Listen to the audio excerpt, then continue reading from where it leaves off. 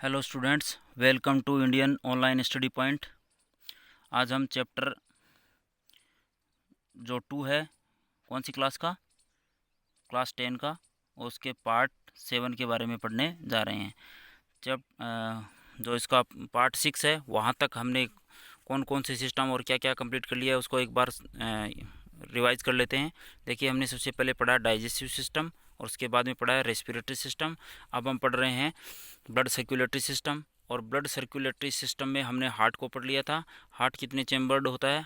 4 chambered होता है। और इसमें कौन कौन सी संरचनाएं पाई जाती है वो हम पढ़ रहे थे, जिसमें हमने ट्राइकस्पिड वॉल को पढ़ लिया था। ट्राइकस्पिड वॉल है वो किसके बीच में होती है? राइट जो एट्रियम और राइट वेंट्रिकल होता है उसके बीच में ट्राइकस्पिड वॉल पाया जाता है। ट्राइकस्पिड मतलब 3 जो कप लाइक संरचनाओं से बनी हुई संरचना होती है, जो वॉल होता है। और जो राइट एट्रियम से राइट वेंट्रिकल में ब्लड की मूवमेंट को कंट्रोल करते हैं, उसको क्या, उस वॉल को क्या कहते हैं? ट्राइकस्पिड वॉल कहते हैं। आज हम पढ़ रहे हैं बाइकस्पिड वॉल। बाइकस्पिड वॉल का दूसरा नाम क्या है? Mitral valve. मिट्रल वॉल देखिए, the walls which guard the opening between the left atrium and the left ventricle made up of 2 flaps. ये टू फ्लैप्स से मिलकर बना हुआ होता है। और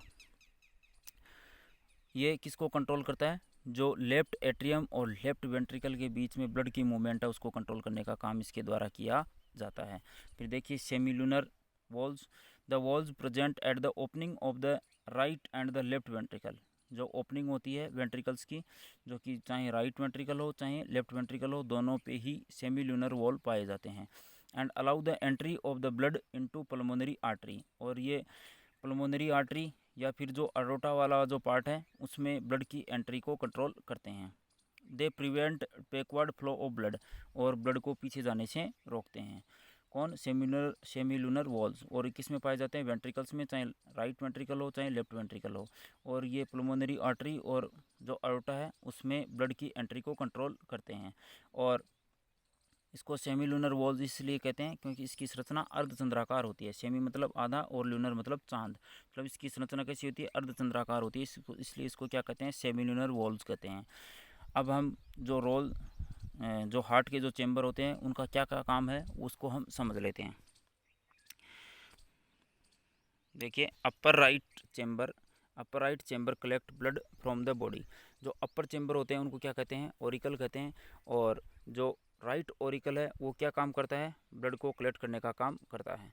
इसके अलावा जो लेफ्ट ओरिकल है वो भी ब्लड को कलेक्ट करने का काम करता है, लेकिन वो ब्लड प्योर है या इम्प्योर है इस पर डिपेंड करता है। जो राइट चेंबर है वो इम्प्योर ब्लड को कलेक्ट करता है, और जो लेफ्ट ओरिकल है वो प्योर ब्लड को कलेक्ट करता है। Lower right chamber pumps blood to the lungs. जो लोअर राइट चेंबर होता है, लोअर राइट चेंबर कौन सा? लोअर मतलब राइट वेंट्रिकल, वो ब्लड को पंप करता है किसकी तरफ? लंग्स की तरफ। फिर upper left chamber receive blood from the lungs. जो अपर लेफ्ट चेंबर होता है, मतलब जो लेफ्ट ओरिकल है वो ब्लड को रिसीव करता है कहाँ से? लंग्स से। और जो लोअर लेफ्ट चेंबर है वो ब्लड को पुश करता है, pushes blood to the rest of the body. किसकी तरफ? बॉडी की तरफ। तो इसको एक बार हम समझ लेते हैं इस डायग्राम में। यहाँ देखिए, ये वाला पार्ट क्या है? हार्ट है, ठीक है। हार्ट में कितने चेंबर होते हैं? यहाँ देख लीजिए, ये हार्ट में कितने चेंबर हैं? 4। कितने चेंबर हो गए? 4। अब इसमें दो ऊपर वाले तो क्या है? ओरिकल, दोनों क्या है? ओरिकल। और नीचे वाले दोनों क्या है? वेंट्रिकल। अब जो ये लेफ्ट ओरिकल है, ये इधर वाला, इसको क्या है? जस्ट अपने से अपोजिट को मानना है। आपका जो राइट हैंड है वो इसमें लेफ्ट में लेके चलना है। मतलब ये कैसा हो गया? Left Oracle. और ये कैसा हो गया? Right Oracle. जो लेफ्ट ओरिकल है वो ब्लड को रिसीव करता है कहाँ से? लंग से। ये ऊपर क्या है? लंग। और लंग से जो प्योर ब्लड आता है उसको कौन कलेक्ट करता है? जो लेफ्ट ओरिकल है वो इसको रिसीव करता है। फिर उसके बाद में ब्लड किस में आ जाता है? लेफ्ट वेंट्रिकल में। और लेफ्ट वेंट्रिकल इसको बॉडी के अंदर पंप कर देता है, ठीक है। फिर इसके बाद में बॉडी के अंदर जो टिश्यूज सेल्स हैं इनसे कार्बन डाइऑक्साइड बनती है, और उस कार्बन डाइऑक्साइड को वापस ब्लड में मिक्स कर दिया जाता है, जिससे ब्लड इम्प्योर हो जाता है। और वो इम्प्योर ब्लड किस में जाकर मिलता है? ऊपर वाला चेंबर क्या है? ओरिकल। तो राइट साइड के ओरिकल में जाकर इकट्ठा हो जाता है। तो राइट साइड का जो ओरिकल है वो इम्प्योर ब्लड को इकट्ठा करता है। और फिर जो राइट साइड का वेंट्रिकल है वो इसको ग्रहण करता है, रिसीव करता है। फिर राइट साइड का जो वेंट्रिकल है वो इसको पंप कर देता है किसकी तरफ, लंग्स की तरफ। लंग्स में क्या होती है, ऑक्सीजन, जिसमें कार्बन डाइऑक्साइड को लंग्स के अंदर छोड़ दिया जाता है और ऑक्सीजन को वापस मिलाकर वापस से ये प्रोसेस स्टार्ट हो जाती है। तो इस प्रकार से 4 चैम्बर हो गए, जिसमें जो लेफ्ट ऑरिकल है वो प्योर ब्लड को रिसीव करता है। फिर प्योर ब्लड लेफ्ट वेंट्रिकल में चला जाता है। लेफ्ट वेंट्रिकल प्योर ब्लड को बॉडी में ट्रांसफ़र कर देता है। प्योर का मतलब ऑक्सीजनेटेड, जिसमें ऑक्सीजन होती है। ऑक्सीजन को बॉडी टिश्यूज़ में काम में ले लिया जाता है और फिर वहाँ से कार्बन डाइऑक्साइड जो प्रोड्यूस की जाती है वो ब्लड में वापस मिक्स कर दी जाती है और इसको इम्प्योर ब्लड कहते हैं। इम्प्योर ब्लड है वो राइट ऑरिकल में जाकर इकट्ठा हो जाता है और राइट ऑरिकल से राइट वेंट्रिकल में आ जाता है और राइट वेंट्रिकल है इसको लंग्स के अंदर वापस पंप कर देता है और जो कार्बन डाइऑक्साइड वाला जो ब्लड है वो लंग्स तक पहुंचने के बाद में कार्बन डाइऑक्साइड को तो किस में डाल देता है, लंग्स के अंदर, और लंग्स से ऑक्सीजन लेकर वापस यही सर्कुलेशन स्टार्ट हो जाता है। तो हमने ये चारों पॉइंट है वो अच्छी तरीके से समझ लिए हैं। अब हम यहाँ से स्टार्ट करते हैं द राइट एट्रियम से। The right atrium receives carbon dioxide rich blood from the body. Blood from the right atrium then enters the right ventricle which contracts and pumps the blood to the lungs। यहाँ तक कर लेंगे। फिर उसके बाद में है oxygen rich blood from the lungs returns to the left atrium. From the left atrium blood enters the left ventricle. The left ventricle contracts and pumps the blood to all parts of the body. इसको हमने अच्छी तरीके से समझ लिया है। अब आपको बस कहाँ से कहाँ तक लिखना है उसको क्लियर करना है, ठीक है। तो यहाँ तक बॉडी तक कंप्लीट कर लेना है इसको। फिर उसके बाद में कंप्लीट साइकिल से स्टार्ट करना है। Complete cycle of events in the heart from the beginning of one heart beat to the beginning of the next is known as cardiac cycle. Cardiac cycle किसको कहते हैं, एक हार्ट बीट मतलब धड़कन के बाद में दूसरी धड़कन के बीच का समय क्या कहलाता है, कार्डियक साइकिल कहलाता है। और आपको बता दिया गया था कार्डियक नाम जहाँ पर भी आता है वो किससे रिलेटेड होता है, हार्ट से। अब 2 टर्म और बताए थे जिसमें पल्मोनरी नाम आते ही किससे संबंधित होगा, लंग्स से, और रीनल नाम आते ही किससे संबंधित होगा, किडनी से। तो यहाँ पर कार्डियक है मतलब ये हार्ट से रिलेटेड है। इसको क्या कहते हैं, कार्डियक साइकिल कहते हैं। It comprises 2 stages. इसमें 2 स्टेजेस होती है, सिस्टोल एंड डायस्टोल। इसमें 2 स्टेज कौन सी होती है, एक तो होती है सिस्टोल और दूसरी होती है डायस्टोल। देखिए सिस्टोल क्या होती है, systole is the contraction of the heart chambers to drive blood into the aorta and the pulmonary artery. जो सिस्टोल है वो किसको कहते हैं, ये कॉन्ट्रैक्शन की प्रोसेस है। जो हार्ट चैम्बर होते हैं सिस्टोल के दौरान क्या होते हैं, ये कॉन्ट्रैक्ट होते हैं मतलब सिकुड़ते हैं, और जिससे जो ब्लड है वो आर्टा और पल्मोनरी आर्टरी में प्रवेश करता है। Diastole is the relaxation of the heart chambers between 2 contractions. 2 contraction के बीच का जो समय होता है जिसमें जो हार्ट के जो चैम्बर होते हैं वो रिलैक्स वाली पोजीशन में होते हैं, मतलब आराम वाली अवस्था में होते हैं, इसको क्या कहते हैं, डायस्टोल कहते हैं। During diastole the chambers are filled with blood. और डायस्टोल के समय क्या होगा, जो चैम्बर होते हैं उनमें ब्लड है वो फिल होता है, भरता है। कहने का मतलब सिस्टोल के समय ब्लड को पंप कर दिया जाता है हार्ट से, और डायस्टोल के समय ब्लड को रिसीव किया जाता है। रिसीविंग चैम्बर ओरिकल्स होते हैं और पंपिंग चैम्बर वेंट्रिकल्स होते हैं। फिर यहाँ से during this one complete cycle of cardiac cycle blood passes twice through the heart. जैसे एक साइकिल कंप्लीट होती है उस दौरान ब्लड है वो 2 बार हार्ट से गुजरता है। This is known as double circulation. और इसी को क्या कहा जाता है, डबल सर्कुलेशन कहा जाता है। इसको क्या कहा जाता है, डबल सर्कुलेशन कहा जाता है। क्यों, क्योंकि जो ब्लड है वो हार्ट से एक साइकिल में कितनी बार गुजरता है, 2 बार, इसलिए इसको डबल सर्कुलेशन कहते हैं। सिस्टेमेटिक, इसके 2 भाग होते हैं, systemic circulation and pulmonary circulation. Systemic circulation कौन सा होता है, it involves circulation of oxygenated blood between heart and various body parts. जब ब्लड का सर्कुलेशन हार्ट और बॉडी पार्ट के बीच में होता है उसको क्या कहते हैं, सिस्टेमिक सर्कुलेशन कहते हैं। और पल्मोनरी सर्कुलेशन देखिए, it involves circulation of deoxygenated blood between lungs and heart. जो डीऑक्सीजनेटेड ब्लड है वो लंग्स और हार्ट के बीच में मूवमेंट होती है उसकी, उसको क्या कहते हैं, पल्मोनरी सर्कुलेशन कहते हैं। अब पल्मोनरी नाम आया तो सीधा सीधा किससे रिलेटेड है? लंग्स से। किससे रिलेटेड है? लंग्स से। और सिस्टेमिक किससे रिलेटेड हो गया? बॉडी से। और हार्ट दोनों में कॉमन है। इस प्रकार हार्ट है वो 2 बार हार्ट से 2 बार ब्लड है वो निकलता है, इसलिए इसको क्या कहते हैं? पास होता है, इसलिए इसको क्या कहते हैं? डबल सर्कुलेटरी सिस्टम कहते हैं। फिर देखिए सिग्निफिकेंस यहाँ से, significance of double circulation, the separation of oxygenated and deoxygenated blood allowed a more efficient supply of oxygen to the body cells. जो सिग्निफिकेंस है डबल सर्कुलेशन का वो ये होता है कि जो ऑक्सीजनेटेड और डीऑक्सीजनेटेड ब्लड है वो दोनों अलग अलग रहते हैं, और जिससे जो प्योर ऑक्सीजन की सप्लाई है वो पॉसिबल हो पाती है बॉडी सेल्स के अंदर। फिर है blood is circulated to the body tissues through systemic circulation and to the lungs through pulmonary circulation।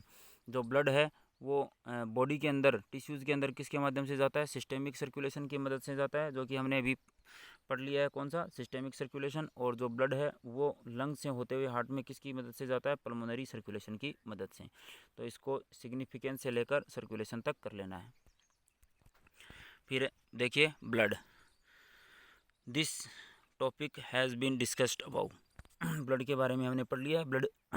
Blood है वो लिक्विड टिश्यू होता है, कनेक्टिव टिश्यू होता है, जिसमें 2 भाग होते हैं, एक प्लाज्मा और एक corpuscles. Plasma solid, plasma liquid और कार्पसल सॉलिड पार्ट होता है। सॉलिड में फिर आरबीसीज, डब्ल्यूबीसीज, प्लेटलेट्स, ये हमने पढ़ लिया है। अब हम बात करते हैं ब्लड वेसल्स की। ब्लड वेसल्स में क्या क्या होते हैं देखिए। ब्लड वेसल्स लिखने के बाद में यहाँ से स्टार्ट करेंगे। Blood moves around the body in special tubes called blood vessels. जो ब्लड है वो हमारी बॉडी में स्पेशल ट्यूब्स की मदद से मूव करता है, जिनको वेसल्स कहा जाता है। फिर इनमें जो फर्स्ट टाइप की जो वेसल्स हैं वो कौन सी होती है? Arteries. Arteries carry blood from the heart to various organs of the body. Arteries का काम क्या होता है? हार्ट से बॉडी तक ब्लड को कैरी करना, ठीक है।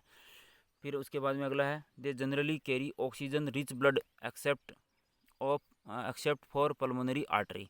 ये जनरली ऑक्सीजनेटेड जो ऑक्सीजनेटेड रिच ब्लड है उसको कैरी करती है, किसको छोड़कर? पल्मोनरी आर्टरी को छोड़कर। Accept for pulmonary artery, pulmonary artery को छोड़कर ये ऑक्सीजनेटेड ब्लड को कैरी करने का काम करती है। कहने का मतलब जो लेफ्ट वेंट्रिकल है उससे लेकर बॉडी के पार्ट्स तक पहुंचाने का काम किसका होता है? आर्टरी का होता है और आर्टरीज का होता है, और ये ऑक्सीजनेटेड ब्लड को कैरी करती है। Their walls are thick and elastic to tolerate the high pressure of the blood. क्योंकि ये ब्लड को कहाँ से कहाँ तक लेके जाती है? ब्लड को हार्ट से लेकर बॉडी तक लेके जाती है, और इस दौरान उसे प्रेशर को सहन करना होता है। कौन से प्रेशर को? जो कि हार्ट के द्वारा लगाया जाता है। इसलिए इसकी जो वॉल्स होती है, जो दीवारें होती है, वो थिक होती है, मोटी होती है। किसकी? आर्टरीज की। फिर है आर्टरीज आर 3 लेयर्ड। आर्टरीज कितने लेयर होती है? कितने लेयर वाली होती है? 3 लेयर वाली होती है। मतलब मजबूती के लिए ये 3 लेयर वाली होती है। फिर है veins, they transport blood towards the heart from the various organs. ये ट्रांसपोर्ट करती है ब्लड को किसकी तरफ? हार्ट की तरफ। कहाँ से? वेरियस ऑर्गन से। मतलब ऑर्गन से लेकर ब्लड को हार्ट तक पहुँचाने का काम कौन करती है? Veins. Veins carry carbon dioxide rich blood except for pulmonary vein. और ये कार्बन डाइऑक्साइड युक्त, मतलब जो इम्प्योर ब्लड है उसको कैरी करने का काम करती है। किसको छोड़कर? पल्मोनरी वेन को छोड़कर, क्योंकि पल्मोनरी वेन है वो प्योर ब्लड को कैरी करती है, जबकि जो वेंस हैं वो इम्प्योर ब्लड को, मतलब कार्बन डाइऑक्साइड वाले ब्लड को कैरी करती है। फिर वेंस प्रोसेस वॉल्स। वेंस के अंदर क्या पाए जाते हैं? वॉल्स पाए जाते हैं। Walls allow the blood to flow only in one direction. और जो वॉल्स हैं वो ब्लड को एक ही डायरेक्शन में फ्लो होने देते हैं, बैक वापस नहीं आने देते हैं, उसको वापस आने से रोकते हैं। किसमें? वेंस के अंदर। तो ये जो वेंस और आर्टरीज हैं इनमें बेसिक डिफरेंसेस भी आपको पूछे जा सकते हैं। फिर देखिए कैपिलरीज। कैपिलरीज क्या होती हैं? In tissues arterioles divide into thin walled single layered vessels called capillaries. जो टिश्यूज़ के अंदर जो एट्रियोल्स हैं वो डिवाइड हो जाती है थिन वॉल्ड सिंगल लेयर्ड के अंदर, वेसल्स के अंदर। जैसे बाल के समान छोटी छोटी संरचनाओं वाली ट्यूब्स होती है, उनको क्या कहा जाता है? कैपिलरीज कहा जाता है। और यही कैपिलरीज जो बॉडी टिश्यूज़ हैं, सेल्स हैं, वहाँ तक ब्लड को पहुंचाने का काम करती है। तो हमने क्या क्या पढ़ लिए हैं, हमने चारों चेम्बर पढ़ लिए हैं और उसके बाद में जो वेसल्स हैं वो पढ़ लिए हैं। वेसल्स में वेन्स है, आर्टरीज है और कैपिलरीज हमने क्लियर कर लिए। अब इसको एक बार थोड़ा सा और हम डीपली थोड़ा समझ लेते हैं इसको याद रखने के लिए। देखिए जैसे मान लीजिए ये क्या है, लंग्स, एल लिख देता हूँ इसके लिए। फिर हार्ट आ जाता है और हार्ट 4 चेम्बर होता है, इसको एक बार यहाँ से इस तरीके से मैं बना लेता हूँ। फिर जो बॉडी पार्ट्स हैं इसको हम लिख देता हूँ BP, बॉडी पार्ट्स। अब देखिए जो लंग है, लंग्स से लेकर जो रिसीविंग चेम्बर है ये क्या है, ओरिकल। और ये कौन सा ओरिकल है, ये है लेफ्ट ओरिकल। कौन सा है, लेफ्ट ओरिकल। और इधर वाला कौन सा है, राइट ओरिकल। ठीक है, और ये है लेफ्ट वेंट्रिकल और ये है राइट वेंट्रिकल। अब यहाँ से जो वेन आ रही है उसको क्या कहते हैं, वेन का काम, वेन, कैपिलरीज, आर्टरीजन का काम क्या होता है, ब्लड को कैरी करना। तो यहाँ से जो ट्यूब लाइक वेसल आ रही है उसको क्या कहते हैं, वेन कहते हैं। क्या कहेंगे, वेन। और इसको वेन को क्या नाम दिया गया है, पल्मोनरी वेन। क्या नाम दिया गया है, पल्मोनरी वेन। क्यों, क्योंकि ये लंग्स से रिलेटेड है, इसलिए इसको क्या कहते हैं, पल्मोनरी वेन कहते हैं। तो पल्मोनरी वेन है वो ऑक्सीजनेटेड ब्लड को लेफ्ट ओरिकल में लेके आती है। फिर लेफ्ट ओरिकल से ब्लड है वो किस में चला जाता है, वॉल से होते हुए लेफ्ट वेंट्रिकल में आ जाता है। और फिर लेफ्ट वेंट्रिकल से फिर ब्लड कहाँ जाएगा, बॉडी पार्ट्स तक जाएगा। और बॉडी पार्ट्स जो लेफ्ट वेंट्रिकल है उससे लेकर बॉडी पार्ट तक ले जाने का काम किसका है, आर्टरीज का। किसका है, आर्टरीज का। और ये जो आर्टरीज हैं ये किसको कैरी कर रही है, प्योर ब्लड को। कहाँ से कहाँ तक, हार्ट से बॉडी तक। अब देखिए इसके जस्ट अपोजिट फिर बॉडी पार्ट के अंदर कार्बन डाइऑक्साइड बन जाती है और उसको पहुंचाया जाता है हार्ट तक। और हार्ट के कौन से चैम्बर तक, रिसीविंग चैम्बर, जो कि कौन सा है, राइट ओरिकल। राइट ओरिकल तक ले जाने का काम बॉडी पार्ट से किसका होता है, वेन्स का। किसका होता है, वेन्स का। ये इम्प्योर ब्लड को कैरी करती है। उसके बाद में जो इम्प्योर ब्लड है वो राइट ओरिकल से किस में एंटर करता है, राइट वेंट्रिकल में। और राइट वेंट्रिकल से वापस किस में जाता है, लंग्स के अंदर। तो लंग्स और जो राइट वेंट्रिकल है उसके बीच में जो ब्लड को कैरी करने का काम किया जाता है वो किसके किया जाता है। देखिए यहाँ पर किससे कांटेक्ट में, ये लंग्स से, इसलिए पल्मोनरी नाम तो आएगा ही, पल्मोनरी। और उसके साथ में उधर क्या था, आर्टरी। तो इधर क्या आ जाएगा, वेन। क्या आ जाएगा, pulmonary vein, sorry pulmonary artery. इधर क्या थी, पल्मोनरी वेन, और ये क्या है, पल्मोनरी आर्टरी। तो इस तरीके से जो ब्लड है वो सर्कुलेशन होता है। इसमें 2 बार जो ब्लड है वो पास होता है हार्ट से, इसलिए इसको डबल सर्कुलेटरी सिस्टम भी कहते हैं। अब आर्टरीज और वेंस को एक बार देख लेते हैं। देखिए ये डायग्राम है किसका, आर्टरीज और वेंस का। आर्टरीज है वो प्योर ब्लड को कैरी करती है। देखिए ये यहाँ पर क्या है, ये इधर वाली ये आर्टरी है यहाँ से। और ये क्या है, वेन है। ये प्योर ब्लड को कैरी करती है और ये इम्प्योर ब्लड को कैरी करती है। ये हार्ट से लेकर बॉडी तक लेके जाती है ब्लड को, और ये बॉडी से लेकर हार्ट तक लेके जाती है। इसके अलावा जो पल्मोनरी, इधर जो ये आर्टरी है तो इधर पल्मोनरी वेन आ जाएगी, और इधर ये वेन है तो इधर पल्मोनरी आर्टरी आ जाएगी। और ये जस्ट अपोजिट होती है। कहने का मतलब जो आर्टरीज है प्योर ब्लड को कैरी करती है, लेकिन पल्मोनरी जो आर्टरी है वो इम्प्योर ब्लड को कैरी करती है। वैसे ही जो वेन होती है वो इम्प्योर ब्लड को कैरी करती है, लेकिन पल्मोनरी वेन है वो प्योर ब्लड को कैरी करती है।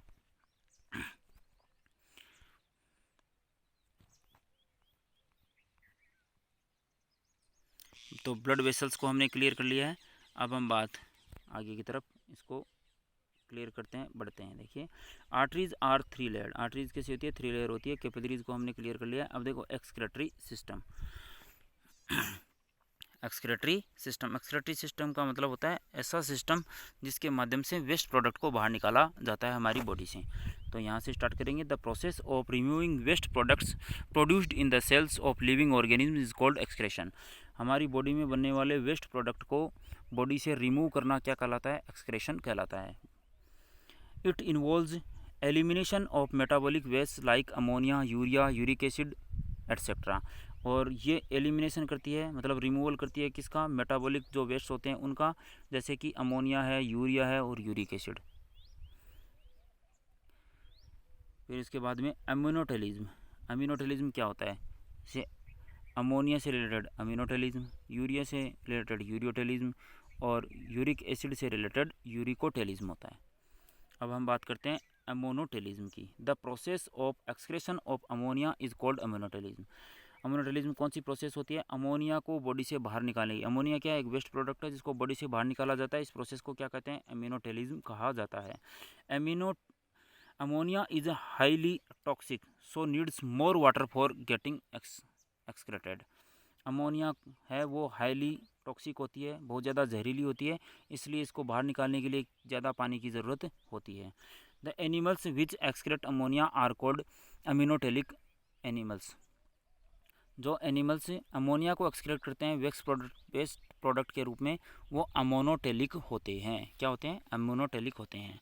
इसमें एग्जांपल में देखिए, एक्वाटिक इनवर्टिब्रेट्स। इनवर्टिब्रेट्स मतलब जिनमें बैकबोन नहीं पाई जाती है और वो एक्वाटिक होते हैं, कहने का मतलब पानी में रहने वाले। बोनीफिशेस, aquatic amphibians, tadpoles, aquatic insects, ये सारे क्या अमोनिया उत्सर्जित करते हैं, इसलिए इनको क्या कहा जाता है? अमोनोटेलिक एनिमल्स कहा जाता है। और इस प्रोसेस को क्या कहते हैं? अम्योनोटेलिज्म कहते हैं। देखिए एक बार डायग्राम में इनको देख लेते हैं, अमोनोटेलिज्म कौन से होते हैं।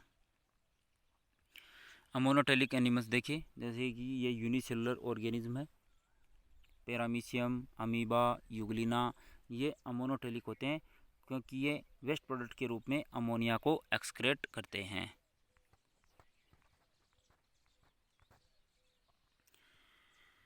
फिर अमोनोटेलिज्म के बाद में यूरियोटेलिज्म। यूरियोटेलिज्म जैसे यहाँ से स्टार्ट करेंगे, द प्रोसेस से। The process of excretion of urea is called ureotelism. Urea को एक्सक्रेट करने की जो प्रोसेस है उसको क्या कहते हैं? यूरियोटेलिज्म कहते हैं। In liver ammonia is converted into less toxic urea. जो अमोनिया है वो लीवर के अंदर लेस टॉक्सिक मतलब कम जहरीले पदार्थ जिसको यूरिया कहते हैं उसमें परिवर्तित किया जाता है।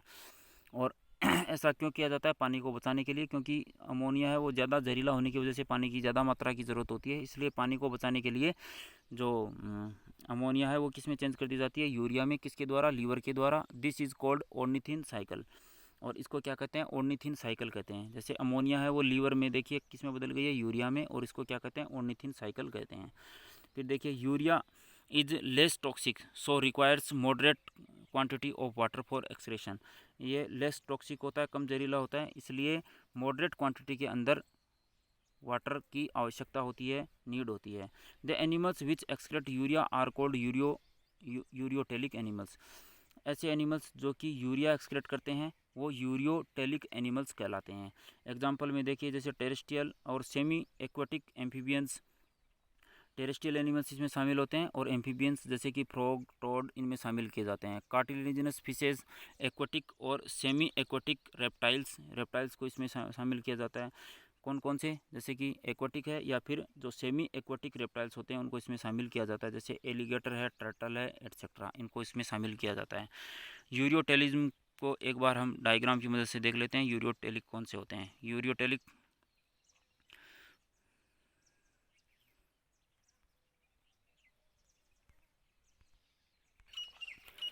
जैसा कि डायग्राम में हम देख पा रहे हैं कि ये सारे जो जीव आपको यहाँ पर दिखाई दे रहे हैं ये कैसे होते हैं? यूरियोटेलिक होते हैं, मतलब यूरिया को उत्सर्जित करने वाले जीव हैं, जैसे कि इसमें लायन, टाइगर, जिराफ वगैरह ये सारे इसमें सम्मिलित होते हैं।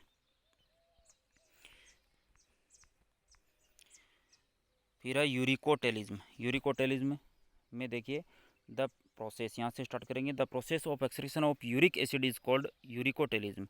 जो जीव यूरिक एसिड रिलीज करते हैं उनको क्या कहते हैं? यूरिकोटेलिक एनिमल कहते हैं। और इस प्रोसेस को क्या कहा जाता है? यूरिकोटेलिज्म कहा जाता है। फिर देखिए, uric acid is least toxic, it is eliminated with least loss of water as pellets और पेस्ट्स। ये लीस्ट टॉक्सिक होते हैं, मतलब सबसे कम जहरीले होते हैं, इसलिए सबसे कम पानी की ज़रूरत होती है। फिर है it is insoluble in water. ये वाटर के अंदर इनसोल्यूबल होते हैं, इसलिए पानी के अंदर पानी की इसमें ज़रूरत भी नहीं होती है। So water is not required for excretion. The animals which excrete urea are called uricotelic animals. जो एनिमल्स एक्सक्रेट करते हैं यूरिक एसिड को किसको? यूरिक एसिड को। यूरिया नहीं है यहाँ पर, यूरिया को हटा देना है और इसमें क्या लिखना है? Uric acid. क्या लिखेंगे? Uric acid, URICACID, acid, uric acid. ठीक है, तो इसको यहाँ पर करेक्शन कर लेना है। फिर उसके बाद में एग्जांपल में देखिए यहाँ पर birds, terrestrial, reptile, insects and snails and some land crustaceans, ये इनमें शामिल होते हैं। कौन कौन से जीव शामिल होते हैं? जैसे कि बर्ड्स है, टेरेस्ट्रियल रेप्टाइल्स है, इंसेक्ट्स है, लैंड स्नेल्स है और क्रिस्टेशियंस इसमें शामिल किए जाते हैं। फिर है ह्यूमन एक्सक्रीटरी सिस्टम। यूरिकोटेलिज्म को एक बार देखिए डायग्राम से देख लेते हैं। यूरिकोटेलिज्म में जो यूरिक एसिड को उत्पादित करने वाले होते हैं, वेस्ट प्रोडक्ट बनाने वाले होते हैं, uric acid, URIC, uric acid. इसको क्या कहते हैं? यूरिकोटेलिक कहते हैं। जिसमें देखिए लिजार्ड है, स्नेक है, टर्टल है, ये इसमें शामिल किए जाते हैं। फिर इसके बाद में है human excretory system. Human excretory system में देखिए the parts involve in the process of excretion are called excretory system. ऐसे पार्ट्स, ऑर्गन जो कि इन्वॉल्व किए जाते हैं किसमें? एक्सक्रीशन में, उन सब मिलाकर उनके सब के मिलने से क्या बनता है? एक्सक्रीटरी सिस्टम बनता है। जैसे इसमें कौन कौन से पार्ट सम्मिलित किए जाते हैं, इनको हमें देख लेना है। कौन कौन से? Kidney, 1 pair of ureter, A urinary bladder and urethra, ये इसमें शामिल किए जाते हैं। मतलब एक्सक्रीटरी सिस्टम एक्सक्रेशन के लिए होता है, जिसमें वेस्ट प्रोडक्ट को बॉडी से बाहर निकाला जाता है। उस सिस्टम को क्या कहते हैं? एक्सक्रीटरी सिस्टम कहते हैं। और सिस्टम में बहुत सारे ऑर्गन होते हैं जिनके मिलने से सिस्टम बनता है। और कौन कौन से हैं? जैसे कि किडनी है और एक जोड़ी यूरेटर होते हैं और यूरिनरी ब्लैडर होता है और यूरेथ्रा होता है। तो ये सब मिलकर क्या बनाते हैं? ह्यूमन एक्सक्रीटरी सिस्टम बनाते हैं। फिर इसमें हम 1 बाय 1 करके इन सबको पढ़ेंगे। किडनी को और यूटेरस, यूरिनरी ब्लैडर, यूरेथ्रा, ये कौन कौन से भाग होते हैं और इनका क्या काम होता है, ये हम 1 बाय 1 करके पढ़ेंगे। तो आज हमने जितना कर लिया है उसको आपने अच्छी तरीके से समझ लिया होगा और आपको इस कार्य को अपनी फेयर नोटबुक में कर लेना है।